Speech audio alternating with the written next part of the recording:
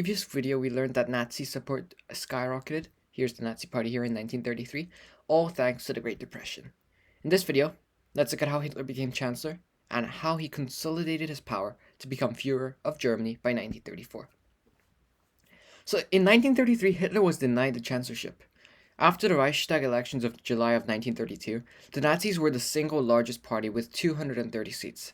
But they still did not have an overall majority. That means having like over 51% of the control of the Reichstag. Hitler demanded the seat of Chancellor because obviously he was the single largest party. But Hindenburg, who was the president at the time, was suspicious of him and refused. He allowed the current Chancellor Franz von Papen to carry on being Chancellor.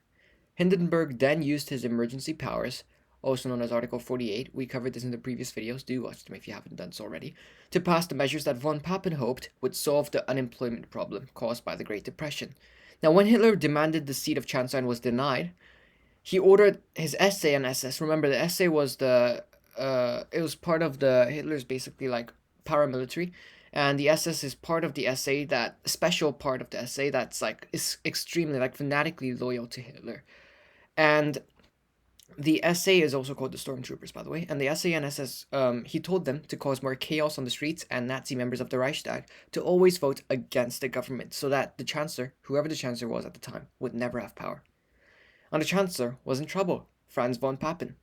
Von Papen was in trouble. And what a flattering image of von Papen we have right here. He had virtually no support in the Reichstag, all thanks to the Nazis, and so he called yet another election.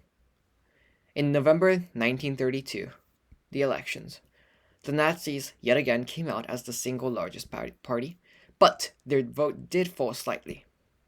Hitler regarded the election a disaster, and he had lost more than 2 million votes along with 38 seats in the Reichstag. The Nazis were starting to run out of funds, and Hitler is said to have threatened suicide. And the signs were that Hitler's tide had finally turned. Or had it? Here's a pie chart of the data of the results of the 1932 elections for the Reichstag. And as we can see, the Nazis had 33% of the seats, and communists and socialists had 20 and 16% respectively. And the interesting is that the socialists and the communists combined together would have 36, having more parties than a higher percentage if they worked together, possibly.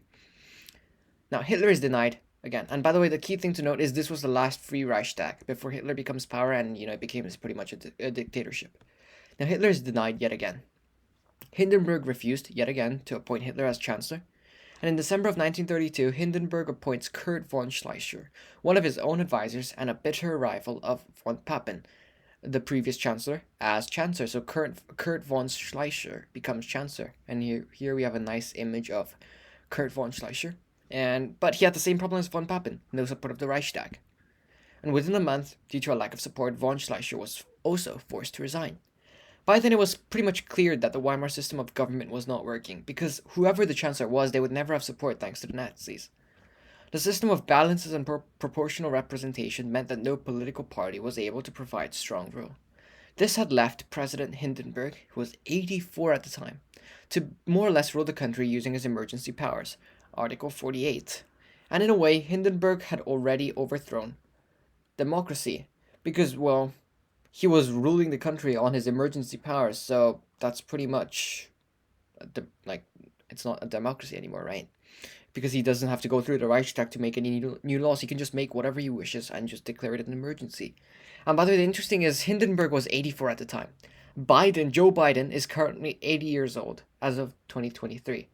So that just shows you how old Hindenburg really was, and it's foreshadowing something that's going to happen to him soon. And to rescue the democratic system, he would need a chancellor who had support in the Reichstag. So Hitler's road to chancellor.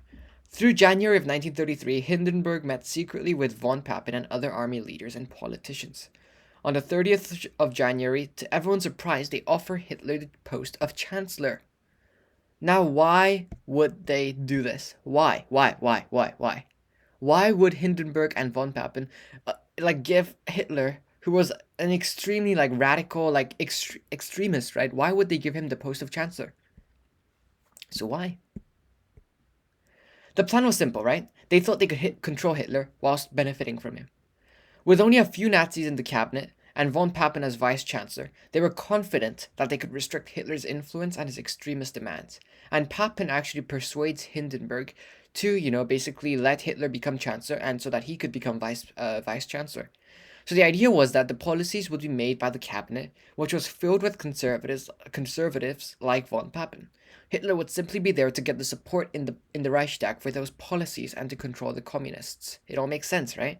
So Hitler is simply there to be basically a puppet, just to get the support from the Reichstag so that they could pass the laws that they really wanted. So Hitler becomes chancellor. On the 30th of January 1933, Hitler becomes the Chancellor of Germany. Both Hitler and von Papen are certain they can control Hitler. Would Hitler do as they wanted? They were very wrong. So, in the next coming videos, we'll look at how Hitler consolidates his position to become the Führer of Germany.